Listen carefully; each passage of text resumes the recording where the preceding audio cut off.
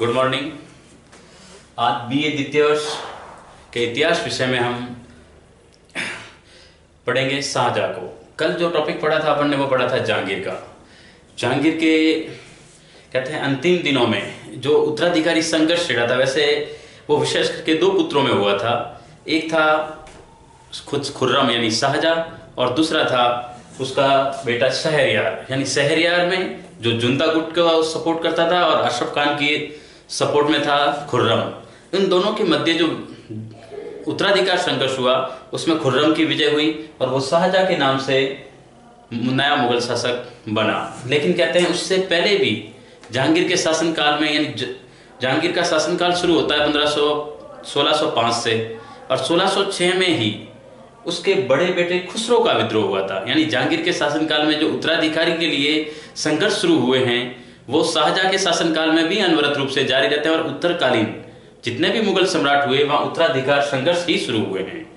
तो कहते हैं प्रारंभ अगर देखा जाए तो जहांगीर के शासनकाल से हुआ है और खूब खुर्रम भी इसी उत्तराधिकार संघर्ष के बाद ही शासक बना था। तो कहते हैं कि खुर्रम के शासनकाल में भी, यानी शाहजहां जब खुद राजा बनता है तो उसके शासनकाल में भी उसके बेटों में झगड़ा शुरू हो जाता है। तो उसी शाहजहां को आज हम विस्तार से यहाँ पढ़ रहे हैं। तो आज का टॉपिक है अपना मुगल शासक शाहजहां।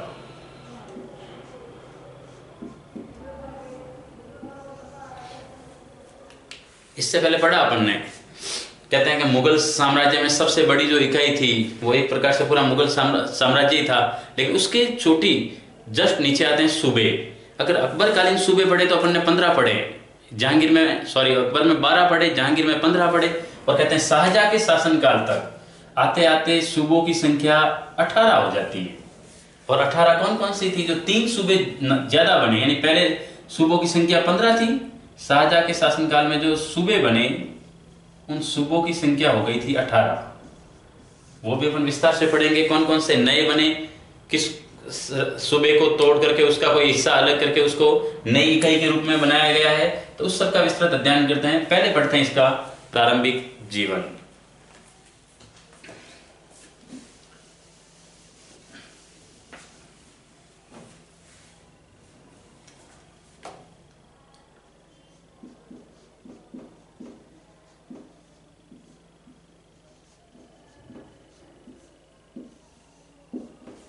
प्रारंभिक जीवन पढ़ते हैं तो कहते हैं शाहजहां का जो जन्म हुआ था वो हुआ था 1592 ईस्वी में।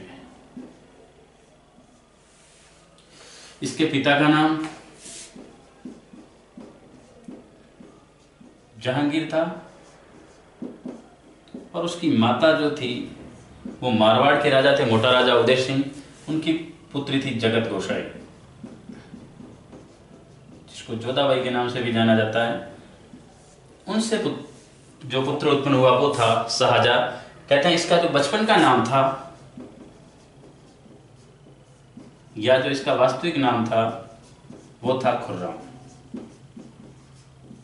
जहांगीर के 4 पुत्रों में ये सेकंड नंबर पे था, इसलिए कहते हैं कि वास्तविक उत्तराधिकारी तो खुसरो ही था। लेकिन कहते हैं जब खुसरो की विद्रोह कर देता है तो खुसरो को वहां से हटा दिया जाता है, बाद में खुसरो को मरवा दिया जाता है, उसके बाद नया उत्तराधिकारी होता है खुर्रम।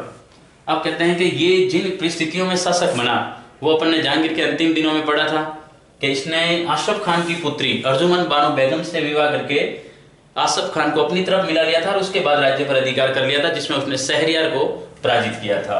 अब खुर्रम जब नया शासक बना तो शाहजहां के जीवन काल में अगर देखा जाए तो सबसे महत्वपूर्ण घटना थी, इसने क्या कर दिया, अपनी जो राजधानी थी यानी मुगल वंशों की जो राजधानी रही है वो रही थी आगरा। उसने क्या कर दिया, राजधानी आगरा से स्थानांतरित करके शाहजहानाबाद कर दी।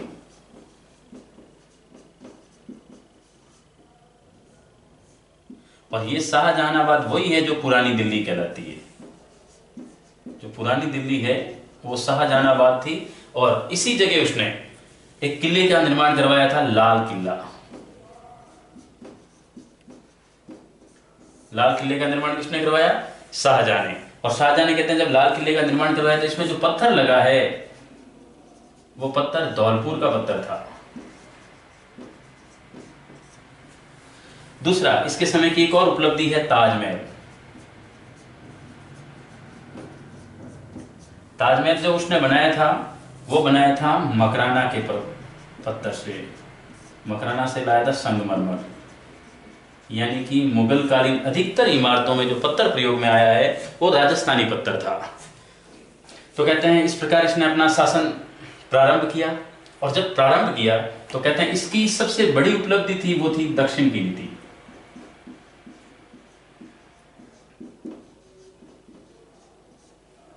और जो दक्षिण की नीति थी वो बड़ी इंपॉर्टेंट है। कहते हैं इससे पहले अकबर ने भी प्रयास किए, जहांगीर ने भी किए, लेकिन इतने सफल नहीं हुए। लेकिन दक्षिण की नीति के मामले में शाहजहां सबसे सफलतम मुगल शासक था। कहते हैं उसने दक्षिण का जो सूबेदार था वो औरंगजेब को नियुक्त किया था और 2 बार बनाया था औरंगजेब को। दक्षिण के सूबेदार के रूप में औरंगजेब ने कहते हैं बहुत बड़ी उपलब्धि हासिल की थी। इसने अहमदनगर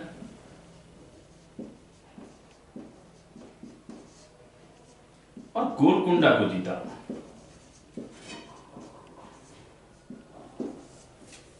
दोनों राज्यों को अपनी ओर मिला लिया। और मिलाने के बाद कहते हैं गोलकुंडा जब वो गया तब तो एक ऐतिहासिक घटना भी हुई है कि गोलकुंडा में उसने क्या हुआ कि एक व्यक्ति था मीर जुमला, नाम सुना होगा।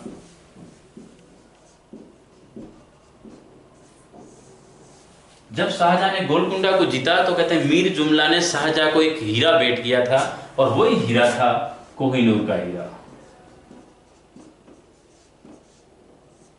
यानी कोहिनूर का हीरा उसे कहां से प्राप्त हुआ है? गोलकुंडा से। किसने दिया उसे? मीर जुमला ने। इस प्रकार वो आया और उसी कोहिनूर के हीरे को उसने अपने तख्ते ताउस, उसका जो राज सिंहासन था जो हीरो और सोने से बना हुआ था, उसके अंदर जड़वाया था और वही कोहिनूर था। वो उसे साउथ से मिला था और गोलकुंडा से प्राप्त हुआ था।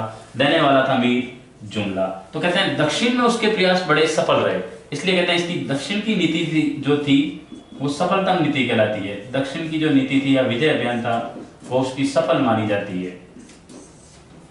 लेकिन इसके समय एक और घटना भी घटित हुई। अगर दक्षिण की नीति में वो सफल हुआ है तो देखा जाए तो पश्चिमोत्तर की नीति में वो असफल भी हुआ है। आपने पढ़ा होगा पश्चिमोत्तर, मुगल साम्राज्य का एक प्रमुख अंग रहा है कंधार, नाम सुना है? कंधार पर मुगलों का अधिकार था, लेकिन कहते हैं जहांगीर के शासनकाल में ये कंधार हाथ से निकल गया था। वापिस प्राप्त किया गया, लेकिन वापिस प्राप्त करने के बाद शाहजहां ने प्राप्त किया था वापिस, इसके बाद वापिस इसके हाथ से निकल गया। तो कहते हैं 2 बार इसने वहां प्रयास किए। औरंगजेब को भी पश्चिमोत्तर अभियान पे भेजा कंधार को जीतने के लिए, लेकिन वो भी उसमें असफल हुआ। तो अंतिम रूप से कहते हैं कि उसने अपने बेटे दारा शिकोह को भेजा था और दारा शिकोह भी असफल होकर के आया था। और कहते हैं 1649 में कंधार हमेशा के लिए मुगल साम्राज्य से अलग हो गया और उसके बाद कभी कंधार इसका हिस्सा नहीं बन पाया। यानी ये एक प्रकार से भारत का हिस्सा यहां तक रहा है, उसके बाद ये हमेशा हमेशा के लिए चला गया। और इसमें कहते हैं ये इसकी एक असफलतम नीति रही। तो कहते हैं ये पश्चिमोत्तर की नीति में असफल रहा, जबकि दक्षिण की नीति में ये सफल रहा। लेकिन शाहजहां की जो महत्वपूर्ण देन है वो है स्थापत्य कला। मैंने पहले भी बताया इसने दिल्ली में लाल किला भी बनाया, लेकिन साथ ही साथ आगरे में यमुना के किनारे उसने ताजमहल भी बनाया। ताजमहल उसने अपनी प्रिय पत्नी मुमताज महल की याद में बनाया था। और ताजमहल कोई महल ना, महल तो है लेकिन आखिर में वास्तविक रूप से देखें तो ये एक प्रकार की कब्र है, क्योंकि उसकी कब्र पे ही बनाया था। और कहते हैं कि उससे इतना प्यार करता था कि प्यार की निशानी के रूप में उसने ताजमहल खड़ा कर दिया। अब कहते हैं मुमताज महल और ताजमहल, ये मुमताज महल वही है जो असफ खान की पुत्री अर्जुमन बानो बेगम थी। कहते हैं कि इसके बाद जब उत्तराधिकारी संघर्ष देखे तो उत्तराधिकारी संघर्ष में उसके 4 पुत्रों के उल्लेख मिले हैं। चारों एक ही मां से उत्पन्न हुए थे, यानी कि अर्जुमन बानो बेगम के थे। सबसे बड़ा बेटा था दारा शिकोह,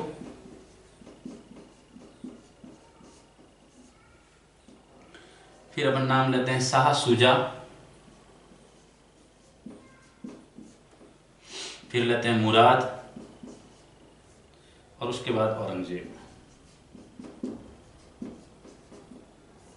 वैसे ये कोई क्रम नहीं है, लेकिन इसमें सबसे बड़ा बेटा दारा शिकोह था। कहते हैं कि दारा शिकोह को उसने पंजाब का गवर्नर सूबेदारी दी थी, यानी दारा शिकोह पंजाब में था। शाह शुजा जो था वो बंगाल का सूबेदार था। जो मुराद था उसको गुजरात दिया गया था और औरंगजेब था दक्षिण भारत में। ये इनको मतलब सूबेदारी दी हुई थी, हर सूबे का एक एक भाग इसके अंतर्गत रखा गया था। दारा शिकोह पंजाब में था, यानी कि एक प्रकार से देखा जाए तो शाहजहां के बिल्कुल निकटतम स्थिति में था। शाह शुजा को उन्होंने बंगाल भेज दिया, मुराद को उन्होंने गुजरात भेज दिया और औरंगजेब को दक्षिण भारत का सूबेदार बना दिया गया। इस प्रकार उसने अपने साम्राज्य में अपने बेटों को भी प्रमुख पदों पर नियुक्त किया गया था। एक बार यहां से स्क्रीनशॉट ले लीजिए। इसके बाद अपन पढ़ते हैं इनके उत्तराधिकार संघर्ष और इसके समय में भारत आने वाले विदेशी यात्रियों का विवरण।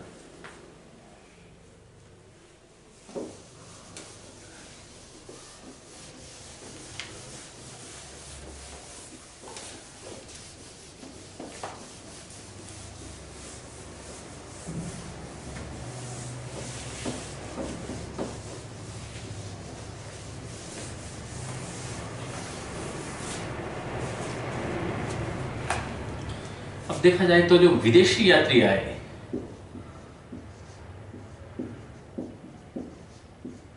उसमें प्रमुख कौन थे? तो देखो उस समय फ्रांसीसी और इटली, यानी जिनको इतालवी कहा जाता है, इटली से जो आए वो इतालवी यात्री थे और एक फ्रांस से आए वो फ्रांसीसी यात्री थे। फ्रांस से एक तो आया था तेवर्नियर,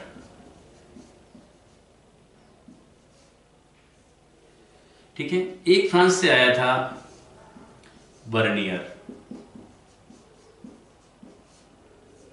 जो तेवर्नियर था, कहते हैं कि उसने यूरोप से आया, तो यूरोप पश्चिम कंट्री माना जाता है, तो कहते हैं उसने पूर्व की यात्रा 7 बार की थी और 7 में से 6 बार वो भारत आया था।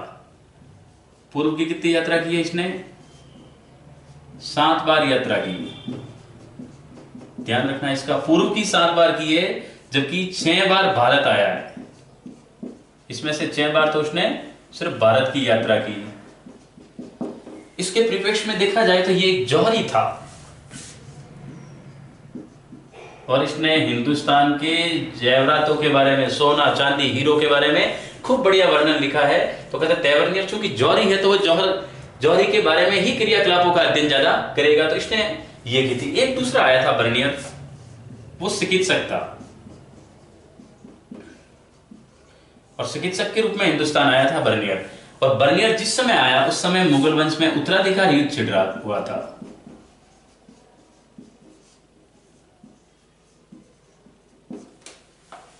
ठीक है, बर्नियर चिकित्सक था, उत्तराधिकार युद्ध छिड़ा हुआ था और ये फ्रांसीसी थे। इसके अलावा इटली से भी आए जिनका नाम था, एक का पीटर मुंडी और एक का नाम था निकोलो मनुची। ये दोनों भारत आए थे। निकोलो मनुची ने तो बकायदा भारतीय इतिहास में अपनी यात्रा का संस्मरण लिखे हैं, अपने यात्रा के पूरे संस्मरण लिखे हैं इसने तो, और इससे भारतीय इतिहास की झलक मिलती है उसके स्रोत में या उसके ग्रंथ में। तो कहते हैं 2 देशों से भारत में शाहजहां के शासनकाल में विदेशी यात्री आए, एक फ्रांस से और एक इतालवी से। फ्रांस से 2 की यात्रा का वर्णन अपन ने यहाँ किया है, 2 यात्रियों का, और यहाँ इटली से भी 2 आए थे जो इतालवी यात्री कहलाते हैं। इसके अलावा मोस्ट इंपोर्टेंट है अपने लिए शाहजहां के शासनकाल में शुरू हुए उत्तराधिकारी युद्ध, उनको बारी बारी से पढ़ते हैं।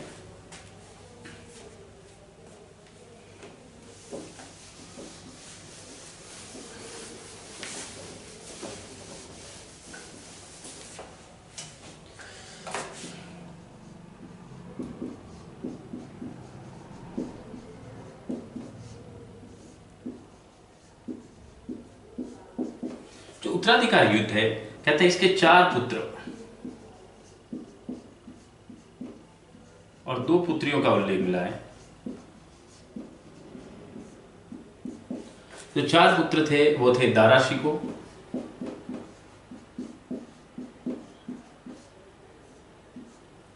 इसके अलावा शाह शुजा, औरंगजेब और एक था मुराद। अगर देखा जाए तो दारा शिकोह पंजाब में नियुक्त था, यानी इसे पंजाब की सूबेदारी मिली हुई थी। शाह शुजा जो है उसे बंगाल की सूबेदारी मिली हुई थी। औरंगजेब दक्षिण भारत में था और मुराद गुजरात में था। दो पुत्रियों का भी उल्लेख मिला है, एक थी जहां आरा और दूसरी थी रोशन आरा। वैसे और भी लड़कियां हो सकती है, लेकिन इन दोनों का मैंने इसलिए क्या है कि ये औरंगजेब के शाहजहां के अंतिम दिनों में जो उत्तराधिकार संघर्ष चला उसमें इनका भी रोल था, इसलिए कहते हैं कि जो जहां आरा थी इसने अपने भाई दारा शिकोह का पक्ष लिया था, जबकि जो रोशन आरा थी वो औरंगजेब के पक्ष में थी। ये जो जहां आरा है ये आजीवन अविवाहित थी और यही जहां आरा कहते हैं अजमेर के ख्वाजा मोइनुद्दीन चिश्ती की दरगाह पे कई बार पैदल जियारत करने आई थी। अब जहां आरा है ये धार्मिक प्रवृत्ति की थी और कहते हैं कि इसको तो अंतिम दिनों में औरंगजेब गिरफ्तार करवा करके जेल में भी डाल देता है। और औरंगजेब के शासनकाल में वापस ये भी स्थिति आती है कि प्रथम महिला यानी कि मुगल वंश की प्रथम महिला का जो अधिकार मिलता है वो भी मिलता है जहां आरा को, इसलिए जहां आरा बड़ा मोस्ट टॉपिक है, इसको अपन को पढ़ना है। अब जहां आरा है वो सपोर्ट किसका करती है? दारा शिकोह का, जबकि रोशन आरा किसके फेवर में होती है? औरंगजेब के। अब जब उत्तराधिकार युद्ध हुआ तो उसका एक घटना है और वो घटना आप देखना 1557 की बात है, सॉरी 1657 की बात है। 1657 में क्या हुआ, शाहजहां जो है वो बीमार पड़ गया और उसकी बीमारी का समाचार जैसे ही सभी पुत्रों को मिलता है उसमें सबसे पहले जो शाह शुजा है वो बंगाल में अपने आप को शाहजहां का उत्तराधिकारी घोषित कर देता है और कहते हैं वो वहीं से आगरे की ओर प्रस्थान कर देता है, यानी वो उत्तराधिकारी युद्ध के लिए तैयार हो जाता है।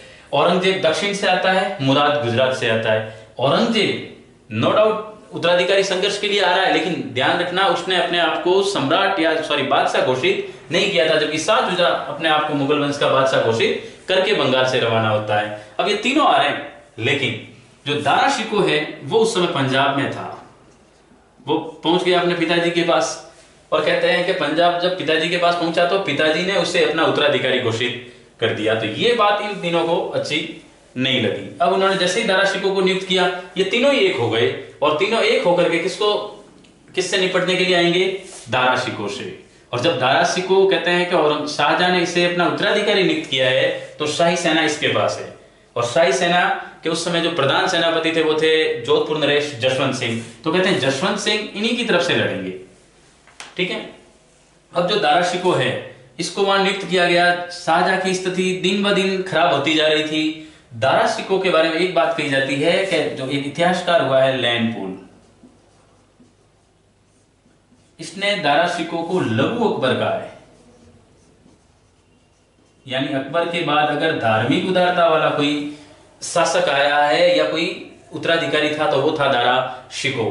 ध्यान रखना दारा शिकोह ने भगवत गीता और इनका फारसी अनुवाद भी किया, प्रकांड विद्वान था संस्कृत वगैरह का, उदार प्रवृत्ति का था। और कहते हैं कि शाहजहां के सभी पुत्रों में अगर योग्य जो उत्तराधिकारी माना जाए तो वो दारा शिकोह ही था। लेकिन इस समय परिस्थितियां अलग है। शाह शुजा बंगाल से रवाना हुआ, मुराद गुजरात से और ये दक्षिण से, तीनों बाद में मिल जाते हैं और कहते हैं एक ऐतिहासिक लड़ाई होती है धर्मत।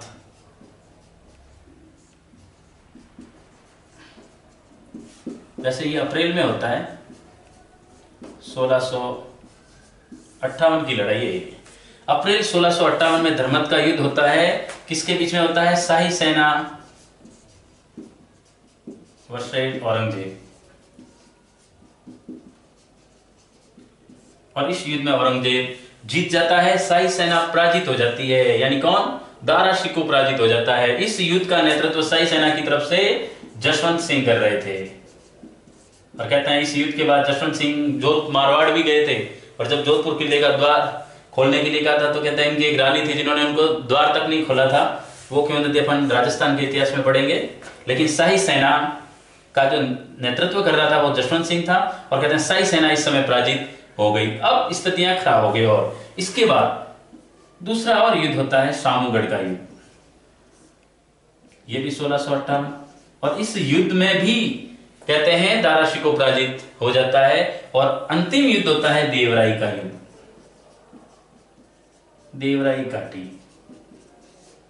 ये होता है 1659 में। और कहते हैं इस युद्ध में हारने के बाद अंतिम रूप से हार जाता है दारा शिकोह, और कहते हैं हताश हो जाता है और वहां से निकलने की कोशिश करता है। और जब वो कहते हैं मुगल साम्राज्य छोड़ने की कोशिश करता है, उसको गिरफ्तार कर लिया जाता है और इसका कहते हैं कत्ल करवा दिया जाता है। लेकिन एक ध्यान रखना, शाह शुजा और दारा शिकोह का कत्ल करवाया जाता है, जबकि मुराद की कहते हैं पता नहीं कैसी परिस्थितियों में मृत्यु हो गई थी, तो कहते हैं उसके कत्ल की बात नहीं आती, लेकिन इन दोनों को हटा दिया जाता है और उसकी मृत्यु हो जाती है। अब औरंगजेब है, यानी औरंगजेब ने धीरे धीरे पहले दारा शिकोह को हटाने के लिए तीनों का साथ लिया, फिर दोनों को बारी बारी से निपटा दिया और भारत का वास्तविक उत्तराधिकारी यानी मुगल वंश का वास्तविक उत्तराधिकारी हो गया ये। अब 1658 में कहते हैं वास्तविक रूप से तो इसने शासन संभालना शुरू कर दिया था जब उसने धर्मत के युद्ध और शामूगढ़ के युद्ध जीते थे। लेकिन जब देवराई के युद्ध में अंतिम रूप से दारा शिकोह को पराजित कर दिया तो दारा शिकोह का भी कत्ल करवा दिया गया। और जब दारा शिकोह का कत्ल करवाया गया तब कहते हैं इसके शव को ले जाने के लिए 2-4 आदमियों को कहा था कि इसको कहीं पर भी दफना करके आ जाओ। लेकिन दारा शिकोह का एक लड़का था सुलेमान शिकोह।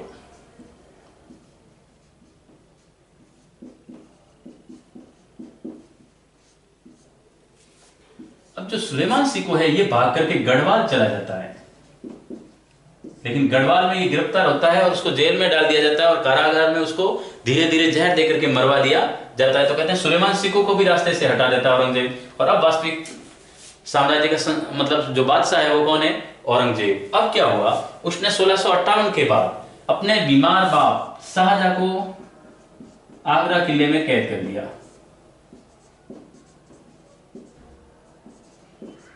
शाहजहां को कैद कर दिया, लेकिन कहते हैं कि एक बेटे ने कैद किया, लेकिन इसी की पुत्री जो जहां आ रहा थी, जब दारा शिकोह की हत्या हो जाती है तो कहते हैं ये जिस भाई को सपोर्ट करती थी उसी की हत्या हो गई। यही जहां आ रहा है जिसने उस समय के तत्कालीन 80 लाख रुपए इस दारा शिकोह की शादी में अपने व्यक्तिगत खर्च, जो व्यक्तिगत उसका मनी पॉकेट था, उसमें पॉकेट मनी में से इसने खर्च करके दारा शिकोह की शादी में खर्च किए थे।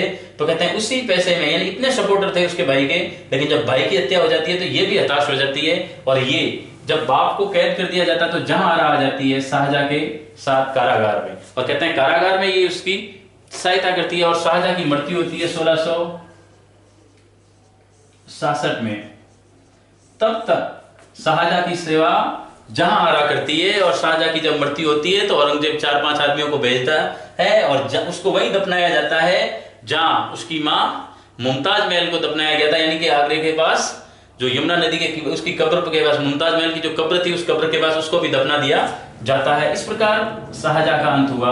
और शाहजहां मुगल शासकों में ऐसा पहला शासक है जिसकी मृत्यु कहते हैं उसके राजा के पद पे रहते हुए नहीं, कहते हैं कारागार में हुई। और दूसरा पहला शासक ये है जिसका पुत्र उसके जीवित रहते शासक बन गया है। तो ये भी एक विडंबना ही थी। तो कहते हैं कि खुद उत्तराधिकारी युद्ध से शासक बना था और उसके जीवन काल में भी उत्तराधिकार का युद्ध हो गया और अब नया शासक बना है औरंगजेब। आज के लिए इतना ही। कल के नए टॉपिक में औरंगजेब को लेकर के वापिस उपस्थित होंगे।